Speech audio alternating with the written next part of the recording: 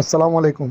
বর্তমান যে গরু কোরবানি পশ্চিমবঙ্গে বন্ধ হয়েছে বা যে গভর্নমেন্ট বন্ধ করেছে, এর ফলে গভর্নমেন্ট যে অ্যাকশন ভেবেছিল তার কিছু রিঅ্যাকশন হওয়া শুরু হয়েছে। তার মধ্যে সর্বপ্রথম হচ্ছে যে ঘোষ, আমাদের যে হিন্দু ভাইরা ঘোষেরা গরু বিক্রয় করতেন, তারা অনেকে আজকের গলায় দড়ি দিয়েছেন, অনেকে আরও ওই রকম পরিস্থিতিতে আছেন। এটা কোনোদিনই গভর্নমেন্ট ভাবিনি। গভর্নমেন্ট হয়েছিল এটা করার পরে মুসলিমদের একটা টিজ করা যাবে বা টাইট করা যাবে।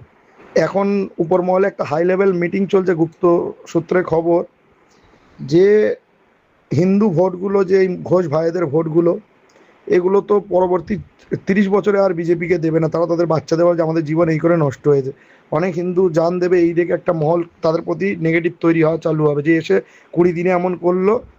তো তারা একটা এক লাঠিতে দুই সাপ মারার প্ল্যানিং করছে। প্রথম হচ্ছে তারা আজকালের মধ্যে একটা পারমিশন দেবে যে যে গরুগুলো আগে থাকতে কেনা, বা একটা কোনো একটা রুলস এমন বানাবে যে মুসলিম আব্বা এই তো ওরা একটা চাপে পড়ে ডিসিশন দিয়েছে, ওরা ডিসিশন দেবে যে গরুগুলো কিনে নিতে। কী হবে, এই যে হিন্দুগুলো দেখবেন, দাদাগুলো, ঘোষ দাদারা বা দিদিরা, এরা একটাই কথা বলে যাচ্ছে যে এ বছরটা আমাদের বাঁচিয়ে দিক।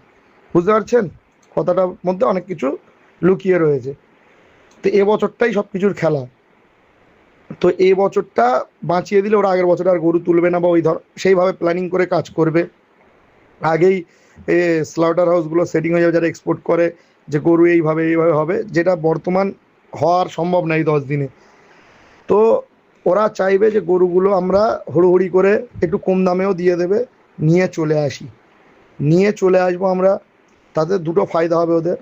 এক ফায়দা হবে যে চাঁদ রাত্রে বা একদিন আগে ওরা আবার একটা, মানে এখন পারমিশন দেবে গভর্নমেন্ট, তখন সেন্ট্রাল ফোর্স দিয়ে একটা, মানে এখন পুলিশ বলবে হ্যাঁ ভিতরে ভিতরে করে নাও, এরকম একটা ছাড় দেওয়া দিয়ে প্ল্যানিং করে মানুষকে আশ্বাস দেবে। তারপরে সিআইএসএফ অফিসার লাগিয়ে সব পাড়ায় পাড়ায় অফিসার পোস্টিং করিয়ে দেবে যে কেউ কোরবানি করতে এইতে। মুসলিমদের দু ধরনের প্রেশার নেবে, এক তো যারা করবে তাদের উপর 6 মাসের জেল, অনেক রকম কারবাই হবে, আইন ভঙ্গ করা হয়ে যাবে। দ্বিতীয়ত মুসলিমদের পড়তে টাকাটা চলে যাবে, কিন্তু জানোয়ারটা জবা করতে পারবে না।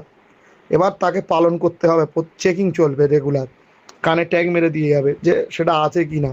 তো মুসলিমদের একটা সমস্যায় ফেলে দেবে। আর হিন্দু ওই ভোটগুলো, ঘোষ ভোটগুলো চিরকালের মতো ওই পার্টিটার পক্ষে চলে যাবে, যে না এই পার্টি প্ল্যানিং করে মুসলিমদের ঠকিয়ে আমাদের বাঁচিয়ে দিয়েছে। তো দাদা ভাইরা, বিশেষ করে আমাদের মেটিয়াবুরুজ, গার্ডেন রিচ, খিদিরপুরের ভাইদের উত্তেজনা বেশি।